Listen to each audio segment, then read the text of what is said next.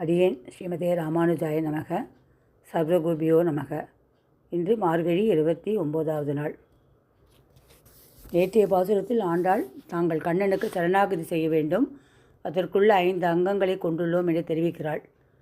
திருப்பாவில் ஆண்டாள் 9 பாசுரங்களில் பறை என்றே சொல்கிறாள். அதை இன்னைக்கு அந்த பறை என்பது என்ன என்பதை கண்ணனிடம் தெரிவிக்கிறாள். கோதே பிறந்தவோர் கோவிந்தன் வாழுமோர், சோதிமணிமாடன் தோன்றுமோர், நீதியார் நல்ல பக்தர் வாழுமோர், நான்மறைகள் ஓதுமோர், ஸ்ரீவில்லிபுத்தூர் வேதக்கோனோர், பாதகங்கள் தீர்க்கும் பரமனடி காட்டும், வேதமனைத்துக்கும் வித்தாகும், கோதே தமிழை ஏந்தும் ஐந்தும் அறியாத மானிடரை, வையம் சுமப்பதும் வம்பு. ஆண்டாள் திருடிகளே சரணம். அதாவது ஆண்டாள் சரணாகதி முரசு செய்ய வேண்டும்ங்கிறத முரசு கொட்டி சொல்கிறாளாம். பறை கொட்டி, பறை என்பது முரசு கொட்டி தெரிவிக்கிறாள். அந்த காலத்துலலாம், ராஜா காலத்துலலாம் ஏதாவது ஒரு விஷயம்னா அது பறை கொட்டி சங்கு ஊதியோ இல்லை அந்த பறையை கொட்டியோ சொல்லுவாள். அது மாதிரி முதல் பாசுரத்தில் இருந்தே சொல்கிறாள், பறை சாத்திக்கிறாள். அதாவது சரணாகதி செய்வது எப்படி என்பதை சொல்ல வேண்டும் என்பதற்காக தான் இந்த பாசுரங்கள் 29 பாசுரங்களையும் பாடியிருக்கிறாள். அதாவது வைகுந்தத்தில் பகவானுக்கும் பிராட்டிக்கும் கைங்கரியம் செய்ய வேண்டும். அதுதான் இந்த ஜீவாத்மாவின் பிறப்புக்கு லட்சணம். பூமி பிராட்டி ஆண்டாளாக அவதரித்து சம்சாரிகளான ஜீவாத்மாக்கள் உய்ய வழியை நேரே செய்து காட்டுகிறாள். இந்த பாவின் நோன்பினால் அந்த கைங்கரிய பரந்தான் பறை என்ற மோட்சம். அதாவது பெருமாளையே நினைத்து கொண்டு தியானம் பண்ணி கொண்டு அனன்யா சிந்தையந்தோமான அவனே சிந்தனை பண்ணினா கூட போருமா, அந்த மோட்சத்தை கொடுப்பானான், பறையை தருவானான். அதுதான் இந்த 30 பாசுரத்திலையும் அவள் 29 பாசுரத்திலையும் அதான் சொல்லிகிட்டு இருக்கா. நாளைய பாசுரம் 30வது பாசுரத்தில் ஆண்டாள் தானாகவே தன்னிலையில் பாடுறாள். இதுவரைக்கும் அந்த ஆயர் சிறுமியாக நினச்சிட்டு ஆயர் பாடியில் இருக்கிற கோபியராக நினச்சிட்டு பாடினா, நாளைக்கு ஆண்டாளாவே நினைத்து பாடுகிறாள். அதை நாளே பார்க்கலாம். இந்த திருப்பாவையில் 10 இடத்துல பறை சொல்கிறாள். 10 பாசுரங்களில் பறை சொல்கிறாள். நாராயணனே பறை தருவான். அதாவது நாராயணன் ஒருவன் தான் மோட்சம் கொடுத்து வைகுந்தத்தில் அழைத்து கொள்வான். அது பறை தரும் புண்ணியனாள்ங்கிறார். அந்த புண்ணியனான நாராயணனை நாம் சரணமடைந்தால் பறை என்ற மோட்சமானது கிடைக்கும் என்கிறாள். ஆயர் சிறுமியர் ரோமுக்கு அரை பறை அப்படிங்கிறார். அதாவது ஒன்றும் தெரியாதவர்களான இந்த ஆயர் சிறுமிகள்லாம் கண்ணனிடம் பக்தி ஒன்று தான் தெரியும் அப்படின்னு அவள் என்ன சொல்கிறாள், எங்களுக்கு ஒன்றுமே தெரியாது, கறவைகள் பின் சென்று கானம் சேர்ந்தோன்னு எங்களுக்கு பின்னாடி போக தெரியும், மாடுகளோடையே நாங்கள் உழந்துருப்போம், எங்களுக்கு வேறு ஒன்றுமே தெரியாது, நீ எங்களோட இருக்கிறதுனால தைரியமாக இருக்கோம், நாங்கள் நீ தான் இருக்கியே, எனக்கு இன்னும் ஒன்றும் கிடையாதுங்கிற பயம் இல்லாமல் நாங்கள் இருக்கிறோம், அதனால் உன் திருவடிகளையே நாங்கள் கதின்னு இருக்கிறோம். அப்படிப்பட்ட ஆயர் குலத்தில் வந்து அவரித்தானே அவர்களுக்கு பறை தர வேண்டும், அந்த மோட்சத்தை கொடுக்க வேண்டும் அப்படிங்கிறா இந்த பாசுரத்தில். அடுத்தது சேவகமே ஏற்றி பறை கொள்வான் என்கிறார். இந்த சேவகம் தான் நம்ம கைங்கரியம். நம்ம இப்போ இந்த பூ உலகத்தில் இருக்கச்சு நம்ம என்ன பண்ணுறோம், கோவிலில் போய் கைங்கரியம் கோலம் போடலாம், பூஜை செய்யலாம், அப்புறம் நாமாக்கள் சொல்லலாம், பூமாலையெல்லாம் கட்டி கொடுக்கலாம், அப்புறம் அங்கே இருக்கிற அந்த சுத்தம் செய்யலாம், கோவிலே சுத்தம் செய்யலாம், கோவில் பாத்திரங்களையெல்லாம் நம்ம அலும்பி கொடுக்கலாம். இப்படிப்பட்ட கைங்கரியங்கள் எல்லாம் நம்ம செய்து கொண்டு இருந்தால் அதனை அவன் ஏற்றுக்கொள்வான். ஏற்றுக்கொண்டு என்ன பண்ணுவான், பறைங்கிற அந்த மோட்சத்தை கொடுப்பான் அப்படிங்கிறார் அந்த பாசுரத்தில். அப்புறம் அர்த்தித்து வந்தோம் பறை தருதி யாகில் அப்படிங்கிறா. அதான் நீ எங்களுக்கு மோட்சத்தை கொடுப்பே, ஆனால் உன்னை யாசித்தே இருப்போம், மோட்சம் கொடுக்குற வரைக்கும் யாசித்து கொண்டே இருப்போம் அப்படிங்கிறா. அரித்தித்து வந்தோம்னா யாசித்து கொண்டே இருப்போம்னு. சால பெரும் பரியே அப்படிங்கிறா. அதாவது மிகப்பெரிய செல்வம் அது. இந்த மோட்சங்கிறது, வீடுங்கிறது மிகப்பெரிய செல்வம்.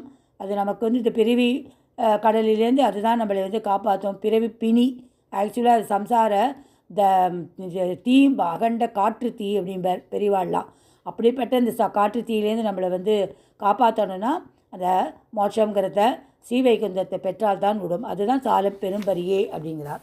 அடுத்து பாடி பறை கொண்டு யாம் பெரும் சம்மானம் அப்படிங்கிற ஒரு பாசத்தில்.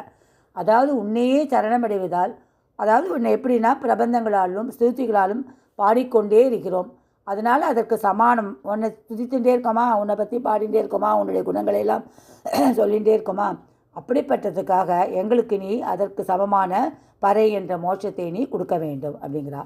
அப்புறம் நீ தாராய் பறையேலோர் எம்பாவாய்ன்னு ஒரு பாசத்தில். அதாவது உன்னால் தான் தர முடியும், வேறு யாராலையும் தரவே முடியாது. அதுவும் என்னை நீ சங்கல்பிக்கணும், இவாளை நம்மக்கிட்ட அழைச்சிக்கணும், இவா நமக்கு கைங்கரியம் பண்ணுவா அப்படின்னு நீ சங்கல்பித்து கொண்டால்தான் அந்த மோட்சம் என்ற பறையானது கிடைக்கும். ஸோ நீ எங்களை ஆச்சாரியனிடத்தில் போகுமாறு செய்ய வேண்டும். செய்து அவர் மூலமாக உன்னை சரணாகதி செய்ய வைத்து எங்களுக்கு அந்த பறை என்ற முக்தியை தர வேண்டும், அதைத்தான் பிரார்த்திக்கிறோம் அப்படிங்கிறா இந்த 8வது பாசுரத்தில்.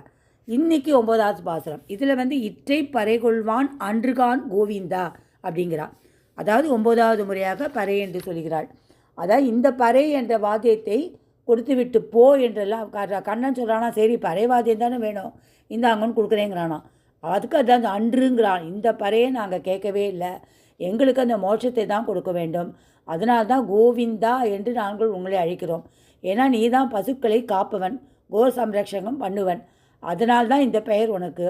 இந்திரன் கல்மழை பெய்தவுடனே நீ இந்த கோவர்த்தன கொடியாய் பிடித்து அவன் கர்வத்தை அடக்கினாள். அதனால் அவனுக்கு கோவிந்த பட்டாபிஷேகம் அவனே செய்ய வைத்தான். ஸோ இந்த பசுக்களை காப்பவனான நீ எங்களையும் கட்டாயமாக காப்பாற்றுவாய்ங்கிற நம்பிக்கை எங்களுக்கு இருக்கிறது, அதனால் எங்களுக்கு அந்த மோட்சத்தை நீ கொடுக்க வேண்டும்ங்கிறா. அப்புறம் நாளைய பாசுரத்துலேயும் அங்கம் பறை கொண்ட வரிவார்த்தைன்னு வரும், அது நாளைக்கு சொல்கிற அந்த பறைன்னு. அதே மாதிரி அந்த பறையையும் நீ எங்களுக்கு கொடுக்க வேண்டும் அப்படின்னு அதில் கேட்குறான். அந்த பலன் அது கடைசியாக அந்த நோன்பை நோற்று 30 பாசுரங்களும் சொல்ல பலனாக அந்த பறையை கொடுக்கணும். அப்படிப்பட்ட உன்னுடைய கொடுத்துட்டானாமா. அதனால் அவனுடைய பெருமையெல்லாம் என்ன பண்ணுறாளாம், அணிப்புதுவை அப்படின்னு அணிகலன்களாக அணிந்து கொண்டு நாங்கள் உன்னை பாராட்டுகிறோம், பெருமைப்படுகிறோம் என்று நாளைய பாசுரத்தில் அது வரும். அதை நாளைக்கு சொல்லலாம். இந்த மாதிரி 10 இடத்துல பறை என்று சொல்வது இந்த மோட்சத்தை தான் கொடுக்கறதுங்கிறது அர்த்தமாகுது.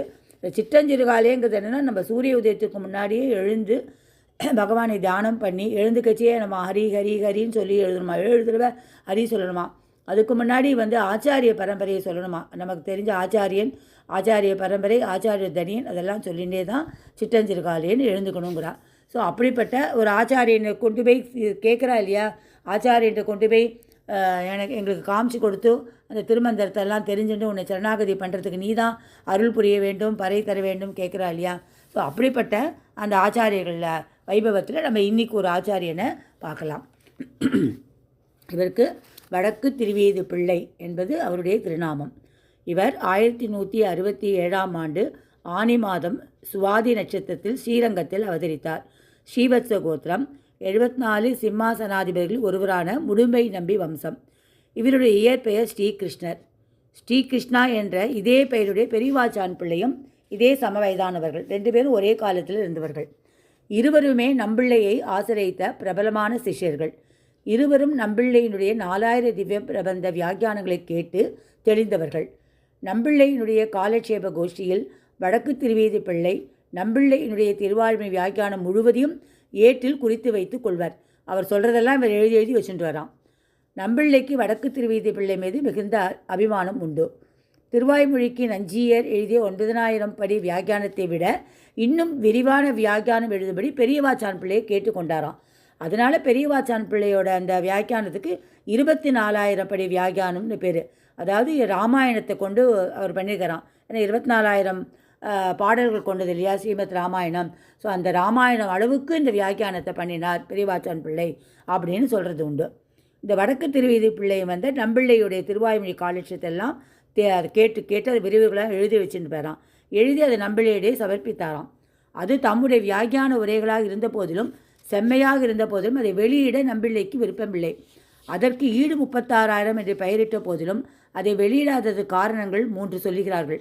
ஒன்று பெரியவாச்சான் பிள்ளையின் வியாக்கியானம் செம்மையாக இருந்தால் அது பிரபலம் அடைய வேண்டும் என்று விரும்பியது.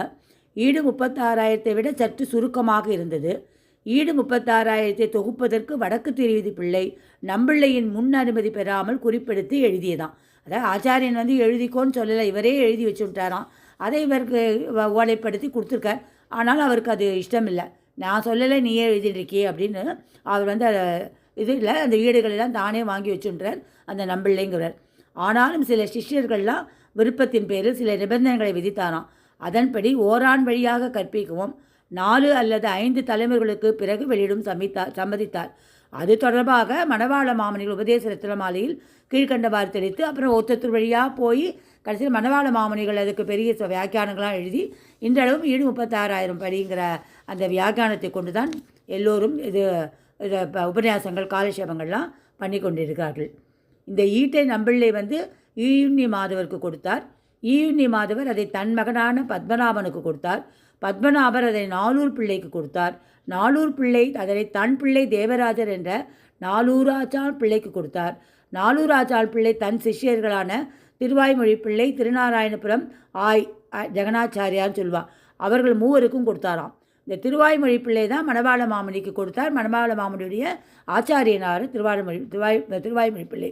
ஸோ இந்த மணவாள மாமணிகள் ஸ்ரீரங்கத்தில் பெரிய மண்டபத்தில் நம்பெருமாள் முன்பு இதை பிரகடனப்படுத்தினாராம். ஸோ அதனால் மணவாள மாமணிக்கு ஈட்டுப்பெருக்கர் என்ற பெயர் கூட உண்டு. ஸோ இந்த வடக்கு திருவேதி வைராக்கியம், நம்பிள்ளை காலட்சேபங்களிலே மிகவும் ஈடுபாடு கொண்ட வடக்கு திருவேதி பிள்ளைக்கு திருமணம் செய்து கொள்வதில் விருப்பம் இல்லையாம். இருந்தாலும் பெரியவர் கட்டாயத்தின் பேரில் திருமணம் நடந்தது. மனைவிடம் இல்லறம் நடத்துவதிலும் நாட்டம் இல்லை. பிள்ளையின் தாயார் ஆச்சாரியர் நம்பிள்ளையிடம் இதை தெரிவித்து அவர் மூலம் உபதேசம் பெற்ற பின் வடக்கு திருவேதி பிள்ளை இல்லறம் நடத்தி 2 குழந்தைகளை பெற்றார். ஒருவருக்கு நம்பிள்ளையின் பட்டப்பெயரான உலகாச்சாரியார் என்று பெயரிட்டார். அவர்தான் பிள்ளை லோகாச்சாரியார் என்ற பிரசித்தி பெற்றவர். அவருடைய வைபவத்தை நம்ம ஏற்கனவே பார்த்து விட்டோம். மற்ற குழந்தைக்கு அழகிய மணவாளர் என்று பெயர். அவர்தான் ஆச்சாரிய கிருதயம் என்ற பிரசித்தி பெற்ற நூலையும் எழுதினார், பெருமையுடன் விளங்கினார். வடக்கு திருவேதி பிள்ளையின் பெருமை, இவர் திருவத்தத்திற்கு ஒரு ஈடு ஏற்றினாராம். மேலும் இவர் அஷ்டாட்சர தீபிகை என்ற நூலையும் எழுதினார். ஈடு 36 என்ற நம்பிள்ளையின் வியாக்கியானத்தை எழுதினார். பிள்ளை லோகாச்சாரியார் அழகிய மணவாள பெருமாள் நாயனார் என்ற 2 புகழ்பெற்ற புதல்வர்களை உலகுக்கு அளித்தார். இவருடைய காலம் கிபி 1167 முதல் 1273 வரை 106 ஆண்டுகள் வாழ்ந்தாராம். அப்படிப்பட்ட வடக்கு திருவேதி பிள்ளை திருவடிகளையே சரணம் என்று சொல்லி முடிக்கிறேன். நாளைக்கு இன்னொரு ஆச்சாரிய வைபவத்தோடு பார்த்து இந்த திருப்பாவையினுடைய வைபவத்தை முடித்துக்கொள்ளலாம் என்று நினைக்கிறேன். எல்லோருக்கும் நமஸ்காரம். ஸ்ரீமதே ராமானுஜாய நமக.